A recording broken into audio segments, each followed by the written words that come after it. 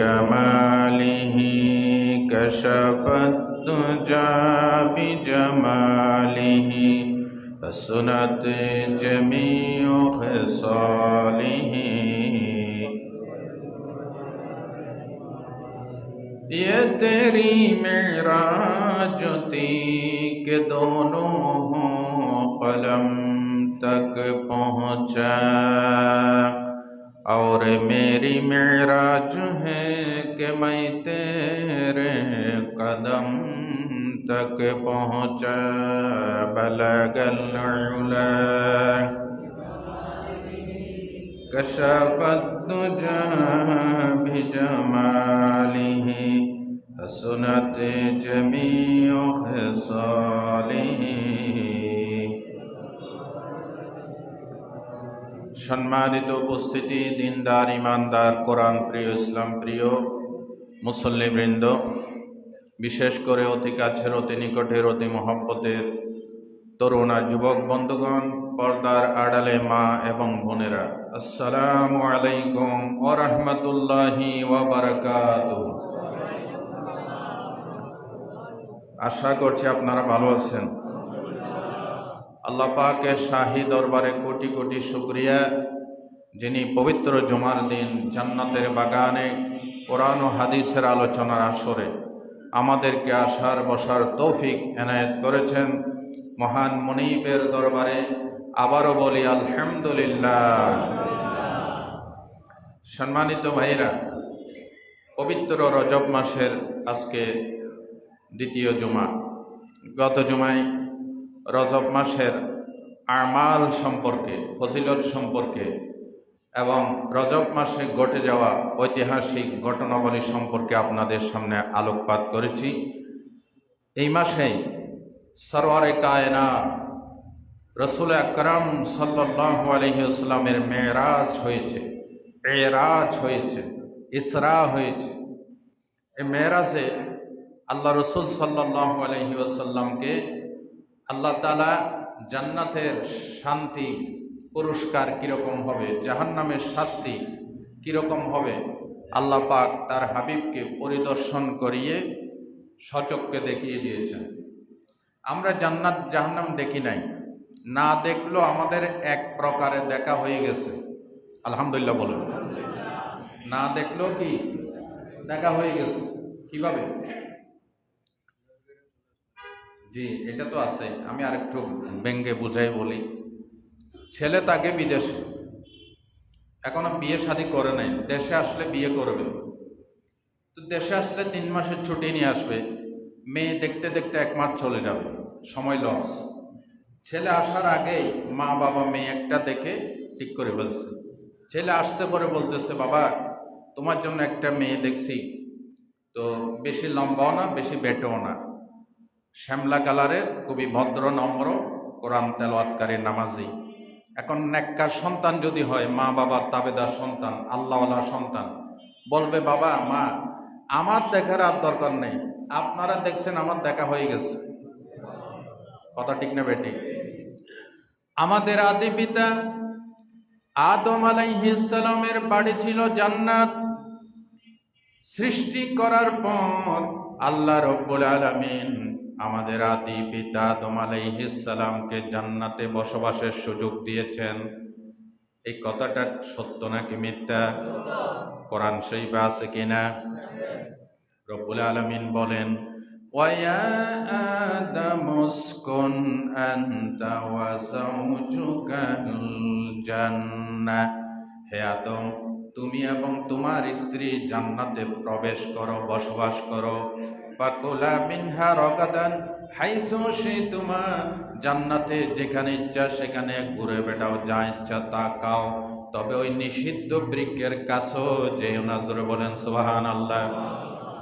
কি বুঝাইলাম? আমাদের হারানো বাড়ি, আমাদের বাবার বাড়ি ছিল কোথায়? আমাদের বাবা বলেছেন জান্নাত আছে, তিনি সচক্ষে দেখেছেন।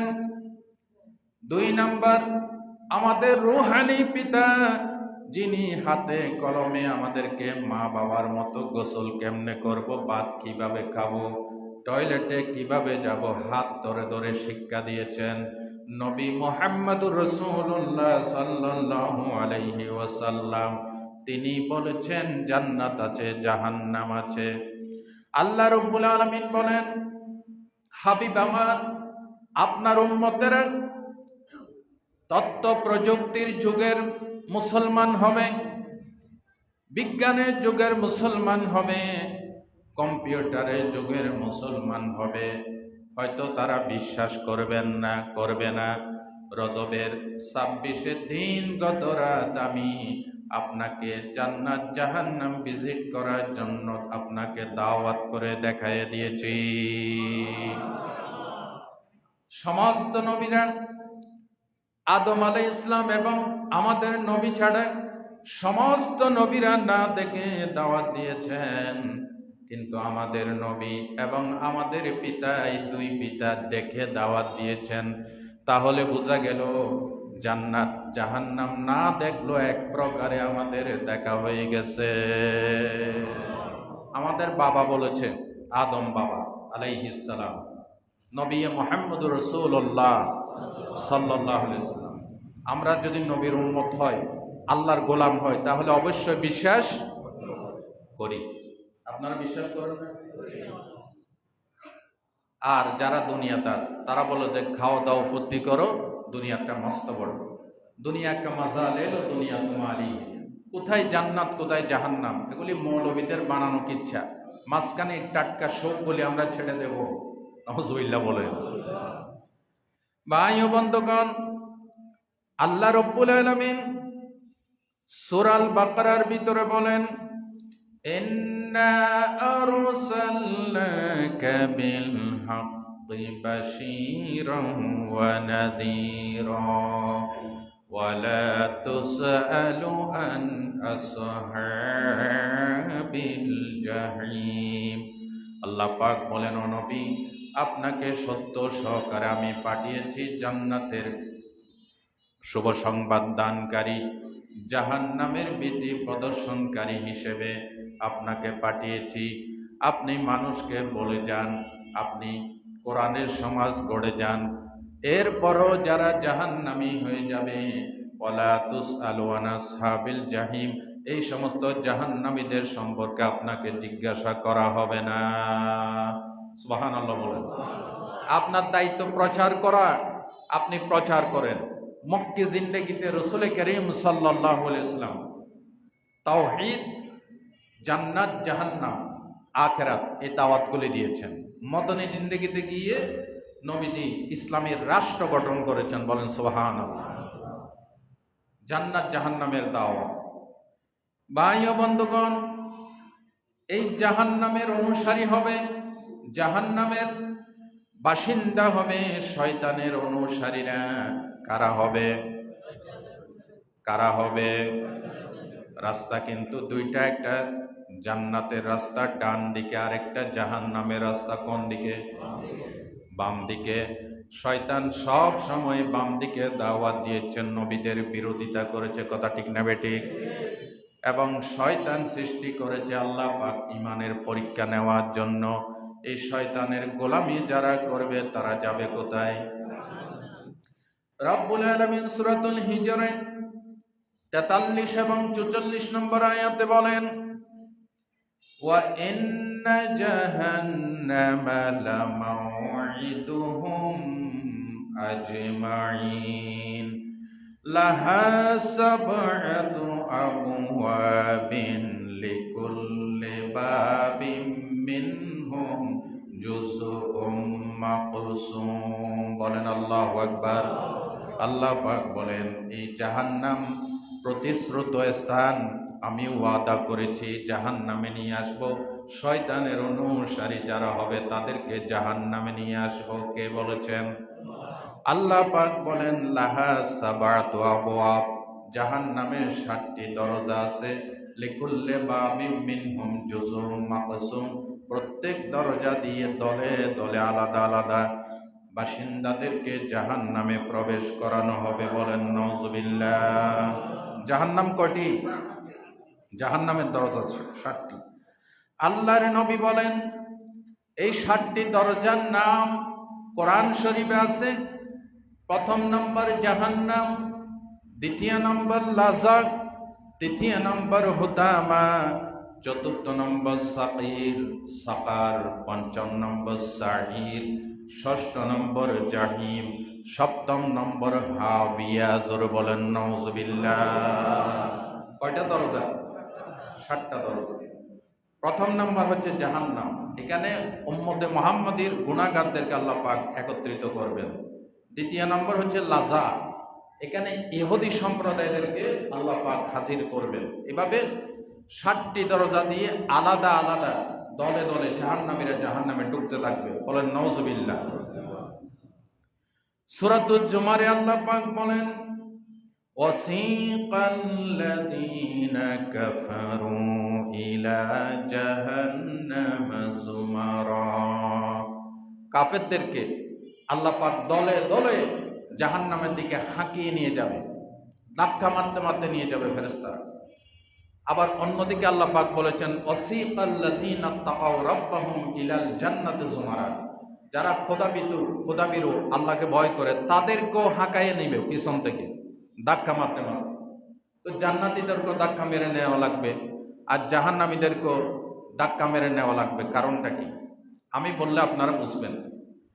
ভাই ও বন্ধুগণ, জান্নাতীরা যখন জান্নাতের এক একটি গেট অতিক্রম করবে, এত সুন্দর করে তাদের জন্য সাজানো গোছানো আল্লাহ পাক তরুণ নির্মাণ করবেন স্বাগতম জানানোর জন্য। লাল গাছ সোনার কার্পেট বিছানো থাকবে, রূপার কার্পেট বিছানো থাকবে, দুনিয়ার পচা লাল গালিচা কার্পেট নয়।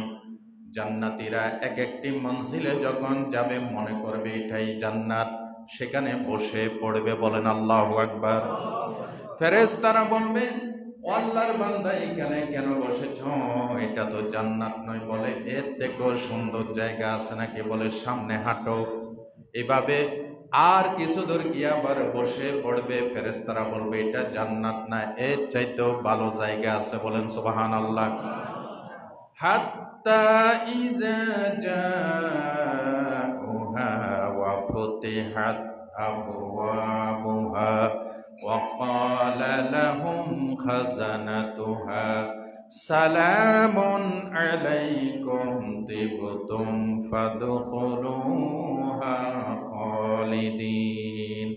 এভাবে হাঁকাতে হাঁকাতে জান্নাতীরা যখন জান্নাতের গেটের কাছে যাবে, আল্লাহ পাক বলেন আগের থেকে তাদের জন্য জান্নাতের গেট খুলে রাখা হবে। সুবহানাল্লাহ বলেন। আগের থেকে গেট খুলে রাখা হবে। ফেরেশতারা বলবে সালামুন আলাইকুম, তোমাদের উপর আল্লাহর রহমত বর্ষিত হোক। তিবতুম ফাদখুলুহা খালিদিন, এই জান্নাতে প্রবেশ করো, চিরকাল এই জান্নাতে থাকো। এই জান্নাত থেকে তোমাদেরকে আর কোনোদিন বের করে দেওয়া হবে না। একটি কথা জানেন আপনারা, জান্নাত থেকে কোনোদিন বের করে দেওয়া, যে একবার ঢুকবে সে কোনোদিনও বের, কিন্তু জাহান্নাম থেকে বের করা হবে। জাহান্নাম থেকে বের করা হবে শাস্তি পাওয়ার পর। ঈমান যদি থাকে সলিড ঈমান, ঈমানের ভিতর যদি শিরিক কুফরি বিদআত না থাকে, তাহলে তাকে জাহান্নাম থেকে মুক্তি ঘোষণা করা হবে। বলেন সুবহানাল্লাহ। ভাই ও বন্ধুগণ, অপরদিকে জাহান্নামীরা জাহান্নামে যেতে চাইবে না, এই জন্য তাদেরকে ধাক্কা মারা লাগবে। পিছন দিক থেকে ফেরেশতারা ধাক্কা মেরে মেরে লাথি মেরে মেরে নিয়ে যাবে। নাউজুবিল্লাহ বলেন। এই শয়তানের অনুসারীরা জাহান্নামী হয়ে যাবে।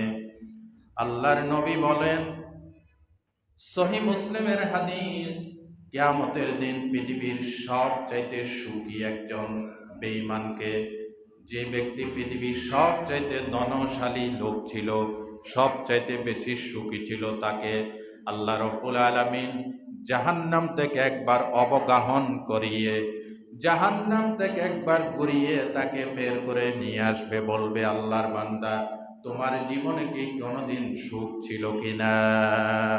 পৃথিবীর সবচাইতে সুখী লোক, সবচাইতে বড় ধনশালী লোক, সবচাইতে বড় প্রভাবশালী লোক, লোকটি জাহান্নাম থেকে একবার ঘুরে আসার পর বলবে আল্লাহ আমার জীবনের সুখ কি জিনিস আমি ভুলও তো আমার মনে পড়তেছে না, সুখ কি জিনিস আমি দেখি নাই। কারণ জাহান্নাম এত ভয়ানক, এত ভীতিপ্রদ স্থান, দেখার সাথে সাথে জীবনের সুখ বলতে তার থিওরিতে, তার ডায়েরিতে, তার নিদানে, তার বালামে কোনো কিছুতে ছিল না। সুখ শব্দটা ভুলে যাবে। জোরে বলেন নাউজুবিল্লাহ। বলবে আল্লাহ সুখ কি জিনিস আমার লাইফে আমি শুনিও নাই, দেখিও নাই। পক্ষান্তরে নবীজি বলেন একজন গরিব ইমানদার, পৃথিবীর সবচেয়ে যে কষ্টে ছিল ইমানদার, তাকে আল্লাহ তাআলা ফেরেশতারা বলবেন তাকে জান্নাত থেকে একটা ঘুরাইয়া, দেরি করবা না, দ্রুত ঘুরাইয়া নিয়ে বের করে নিয়ে আসবে। তো দ্রুত ঘুরাই বের করে নিয়ে আসবে। আল্লাহ জিজ্ঞাসা করবে বান্দা তুমি কি জীবনে কখনো কষ্টে ছিলে? লোকটি বলবে আল্লাহ কষ্ট শব্দটা আজকেই শুনলাম, আমার লাইফে কষ্ট কোনোদিন আমি দেখি নাই। জান্নাত এত সুন্দর, এত সুন্দর, এত সুন্দর। নবীজি বলেছেন আদাত্তু লিইবাদিয়াস সালিহিন মা লা আইনুন রাআত ওয়ালা উযুনুন সামিআত ওয়ালা খাতারা আলা কলবি বাশার।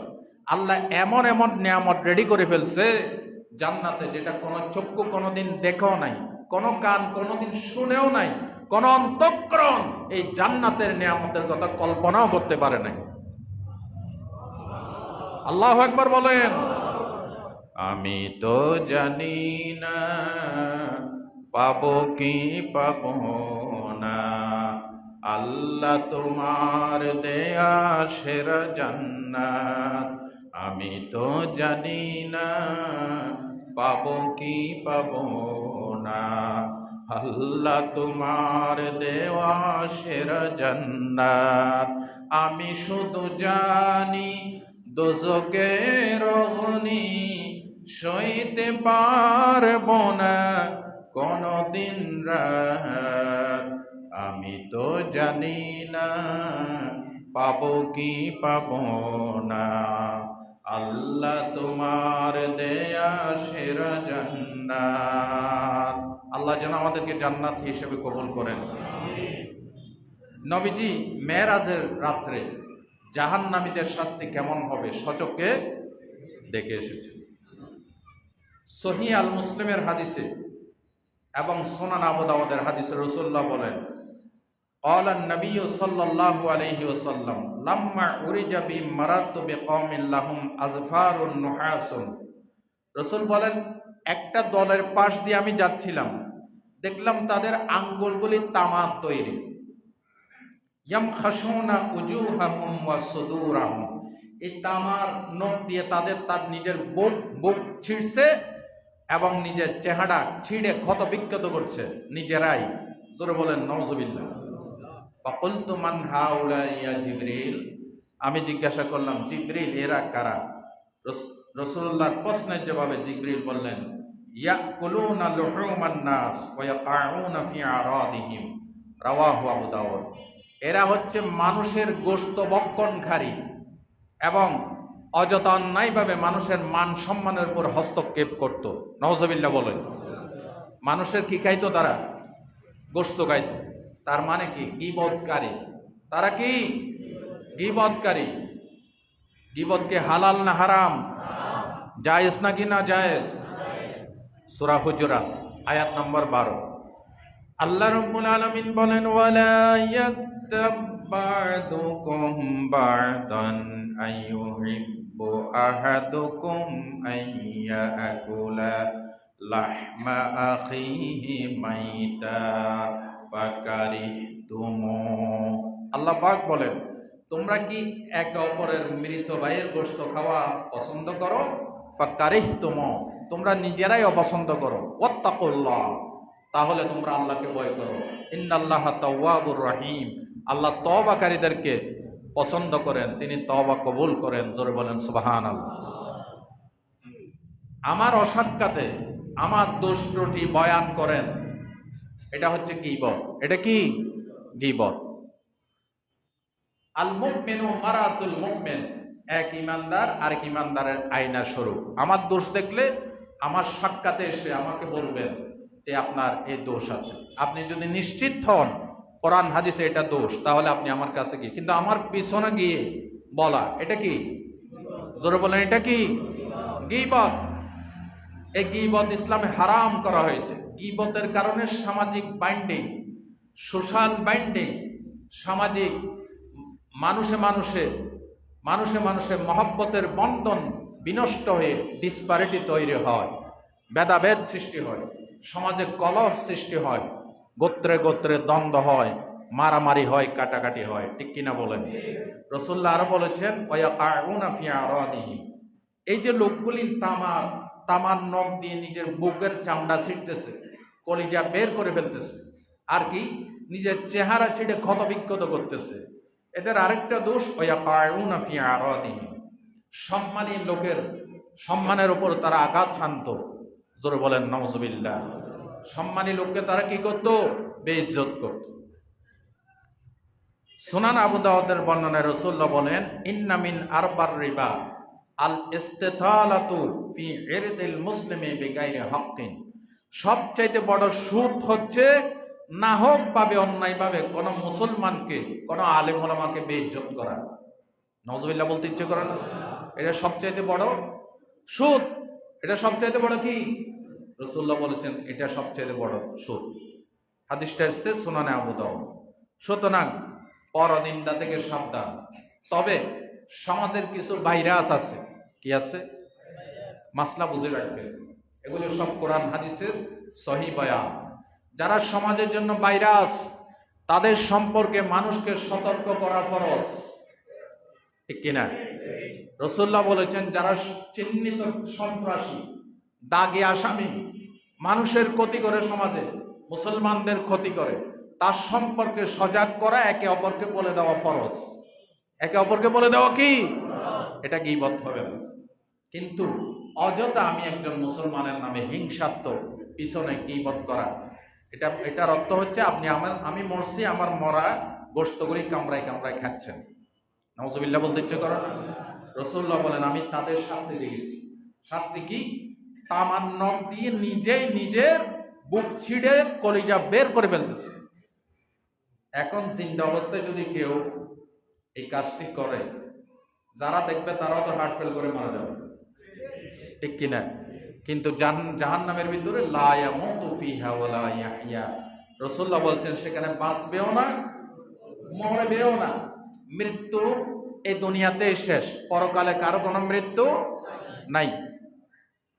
2 নাম্বার, রাসূলুল্লাহ বলেন, আমি আরেক জায়গায় দেখলাম এক মহিলাকে আল্লাহ পাক তাকে শাস্তি দিচ্ছেন। কেন? সহিহ আল মুসলিমের হাদিস। এই মহিলা একটা বিড়ালকে লালন পালন করত। এই বিড়ালকে মহিলা সার্বক্ষণিক বেঁধে রাখত, বিড়ালকে পানি দিত না, খাবার দিত না। আবার বিড়াল যাতে পোকামাকড়কে নিজের জীবন নিজে বাঁচাতে পারে, এই জন্য বিড়ালটাকে ছেড়েও দিত না। আল্লাহর নবী বলেছেন, এই বিড়াল শেষ পর্যন্ত কাতরাতে কাতরাতে মারাই গেল। নবীজি বলেছেন, এই মহিলাকে মেরাজের রাতে আমি জাহান্নামে দেখেছি। আরো জোরে বলেন নাউজুবিল্লাহ। ইসলাম কোন প্রাণীকে, প্রাণী বলতে যাদেরকে বোঝায় গরু, ছাগল, হাঁস, মুরগি, ভেড়া, মানুষ, যাদের প্রাণ আছে তাদেরকে অযথা কষ্ট দেওয়া কবিরা গুনাহ। অযথা কষ্ট দেওয়া কি? জীবে দয়া করা, প্রাণীর প্রতি দয়া করে, এটা একটি ইবাদত। প্রাণীর প্রতি দয়া করা কি? ইবাদত। সহিহ আল বুখারী হাদিসে আসছে, সহিহ হাদিস। রাসূলুল্লাহ বলেন, বনি ইসরাইলের এক ঈমানদার লোক, পানির পিপাসা লাগছিল, কুয়ার ভিতরে পানি, সে নেমে মোজা দিয়ে পানি তুলে পান করছে। কূপ থেকে উঠে দেখতেছে একটা কুকুর কূপে নামতে পারতেছে না, পানির পিপাসায় জিহ্বা বের হয়ে গেছে। কুকুরটা ভিজা মাটি চাটতেছে জিহ্বা দিয়ে, তার একটু দয়া হয়েছে। রাসূলুল্লাহ বলেন, এই লোকটি আবার কূপে নেমে মোজাতে পানি তুলে কুকুরকে পান করাইছে। রাসূলুল্লাহ বলেন, এই লোকটি জান্নাতে যাবে। আমি বলি নাই, বলেছেন মুহাম্মদুর রাসূলুল্লাহ সাল্লাল্লাহু আলাইহি ওয়াসাল্লাম।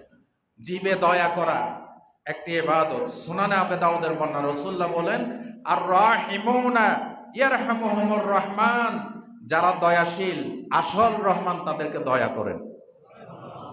রাসূলুল্লাহ বলেছেন, ইরহামু মান ফিল আরদ ইয়ারহামুকুম মান ফিস সামা। জমিনবাসীর প্রতি দয়া করো, আসমানে যিনি আছেন তিনি তোমাদেরকে দয়া করবেন। বলেন, গরু, ছাগল, হাঁস, মুরগি, অবলা, অসহায় প্রাণী, এদেরকে আল্লাহ আমাদের কল্যাণে বানাইছে না, নাকি অকল্যাণের জন্য? পৃথিবীতে যা আছে সব মানুষের কল্যাণে। হুয়াল্লাযী খালাকা লাকুম মা ফিল আরদি জামিয়া। আল্লাহ বলেন, আসমানে যা আছে, জমিনে যা আছে, তুমি মনে করতেছো তোমার জন্য অকল্যাণ না, প্রত্যেকটা জিনিসের ভিতর তোমার জন্য আমি কল্যাণ রাখছি। সুবহানাল্লাহ বলেন। বিড়াল, গরু, ছাগল, কুকুর সবটা আমাদের কল্যাণ করে। একজন জিজ্ঞেস করছিল, হুজুর মশা দিয়ে কি কল্যাণ? এটা তো বিনা পয়সায় শুধু ইনজেকশন ফোটায়, ঠিক কিনা? মশা দিয়ে কি কল্যাণ? আমি বলছি মশাতেও কল্যাণ আছে। এই এক মশা টেকানোর জন্য কত মর্টিন আবিষ্কার হয়েছে, কত স্প্রে আবিষ্কার হয়েছে, মশারি আবিষ্কার হয়েছে, এবং এই বিশাল বিশাল ফ্যাক্টরিগুলিতে লক্ষ লক্ষ কোটি কোটি মানুষের কর্মসংস্থান হয়ে গেছে। এক মশা না থাকলে এই লোকগুলি সব বেকার হয়ে যায়, ঠিক কিনা? জোরে কোন ঠিক কিনা?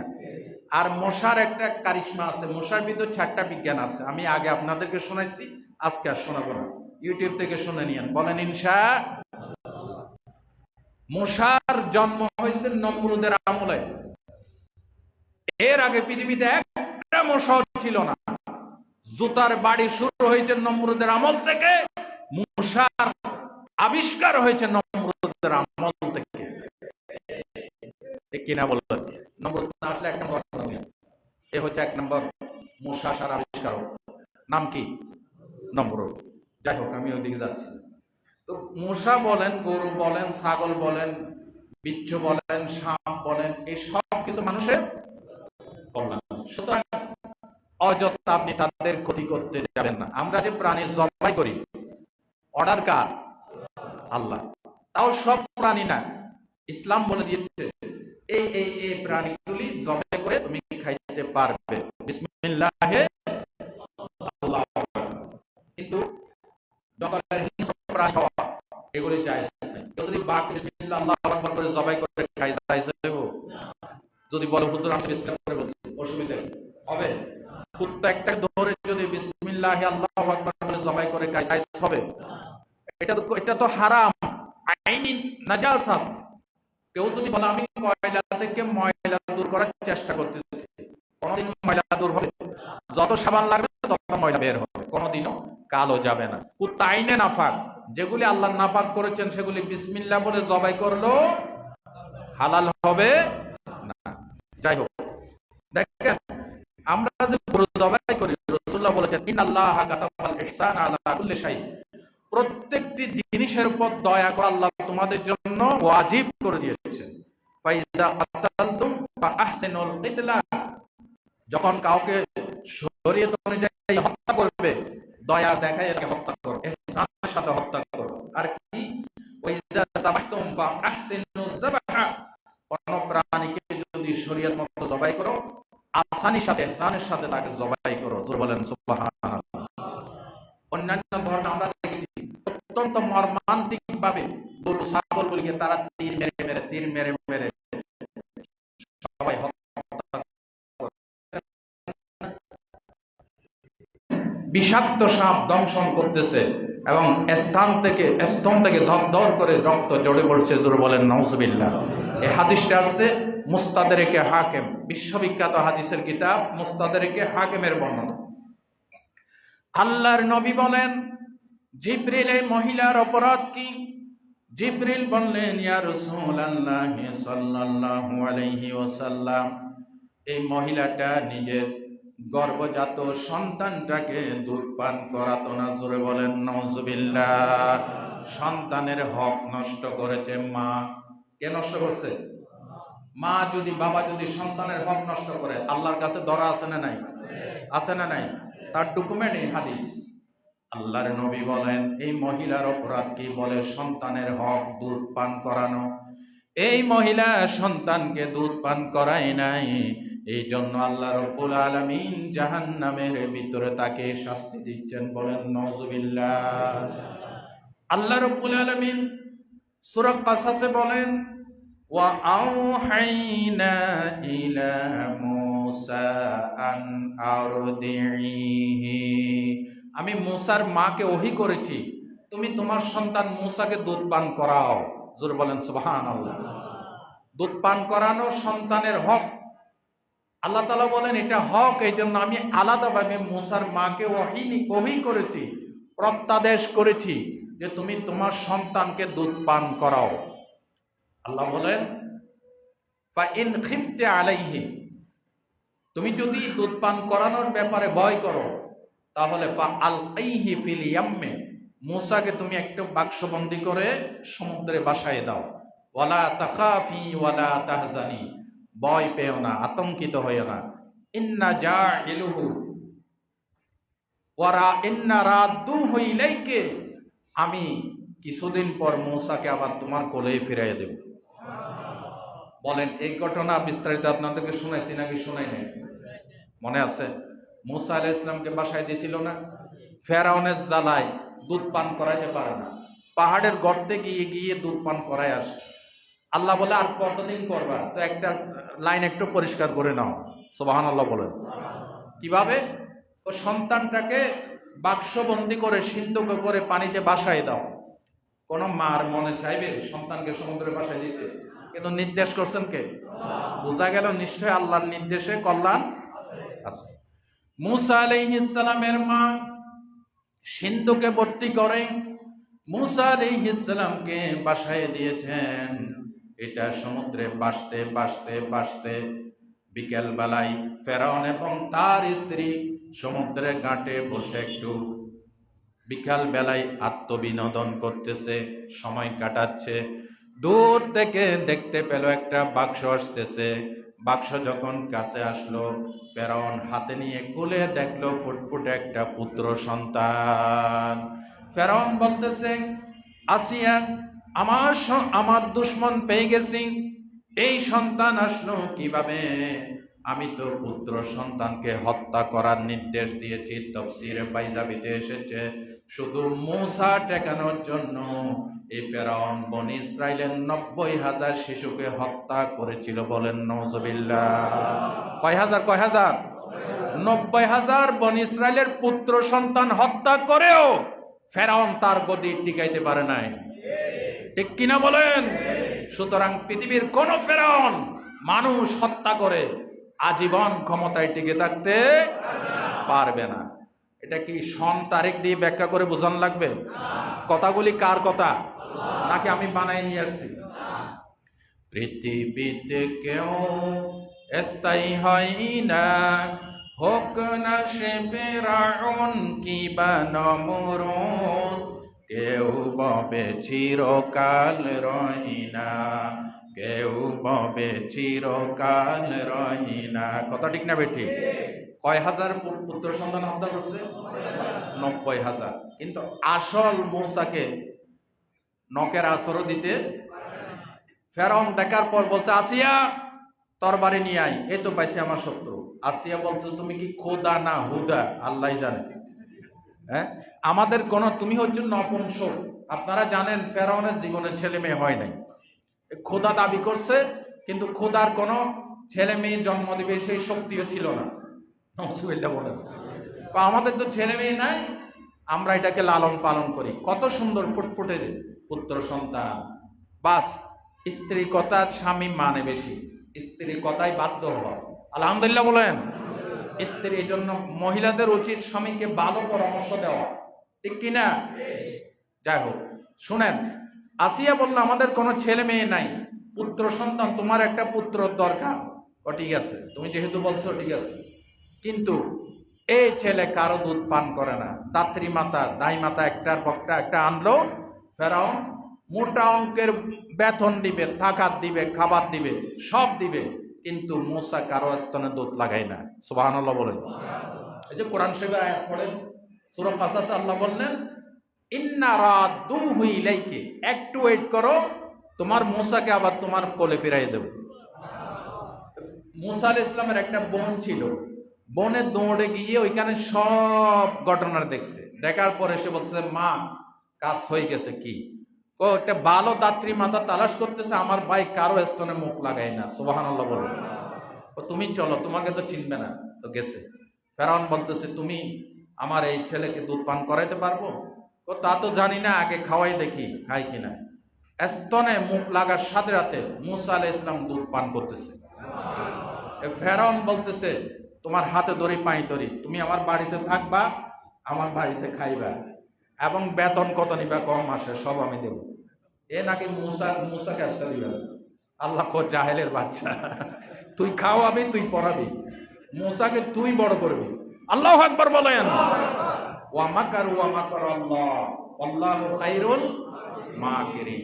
যারা ইসলাম টেকাইতে চায় তারা তাদের জুলুম দিয়ে, দুর্নীতি দিয়ে, তাদের হত্যাকাণ্ড দিয়ে প্রকারান্তরে ইসলাম আসার পথকে তারা সুগম করে দেয়। ঠিক না বেটি? সুতরাং মুসা আলাইহিস সালামকে তার মাই দুধ পান করালেন। যাই হোক, আমি দুধ পানের কথা বলছি। যে সমস্ত মহিলারা নিজের সন্তানকে দুধ পান করায় না, তারা এই দুধ পান না করানোর দায়ে কোথায় যাবে? কোথায় যাবে?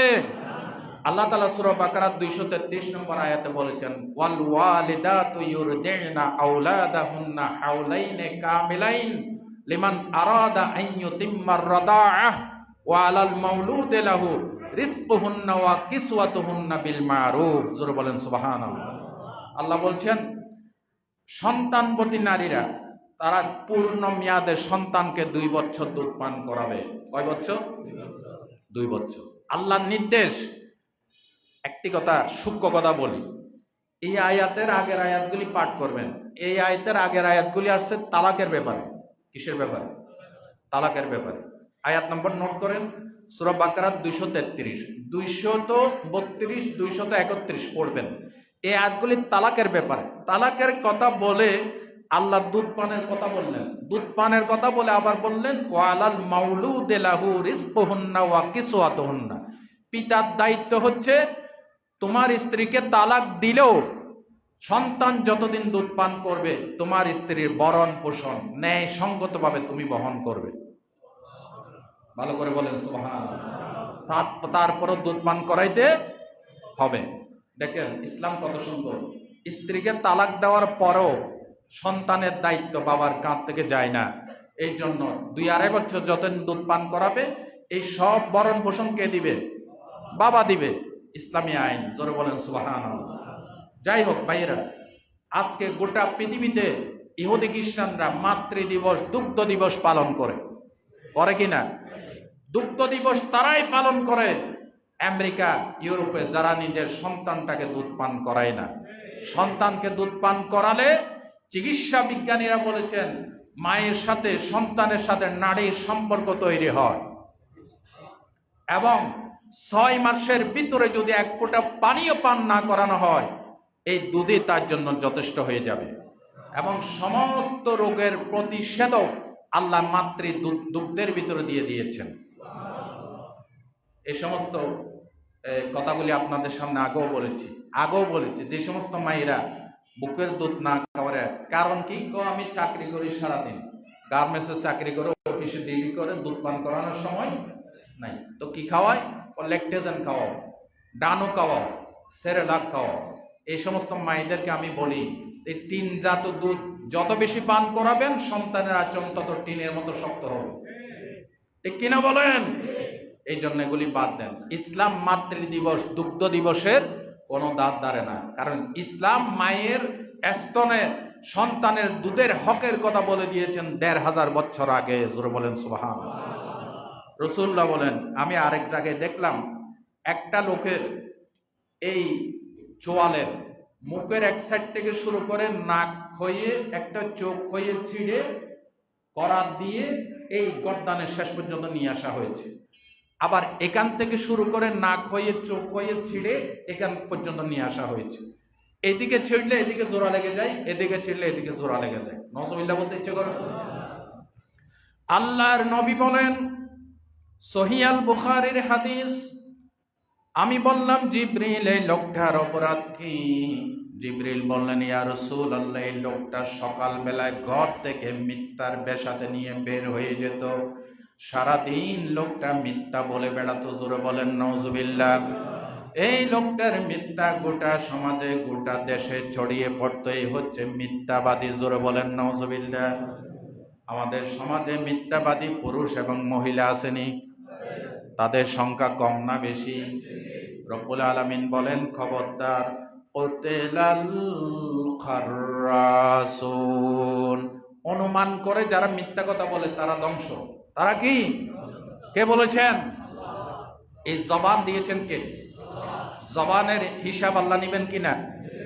আল্লাহ রাব্বুল আলামিন বলেন, ওয়ালা তাকফু মা লাইসা লাকা বিহি ইলম ইন্নাস সামআ ওয়াল বাসারা ওয়াল ফুয়াদা কুল্লু উলাইকা কানা আনহু মাসউলা। আল্লাহ পাক বলেন, যে বিষয়ে তোমার কোনো জ্ঞান নাই ওই বিষয়ে তুমি চুপ থাকো, মিথ্যা কথা বলো না।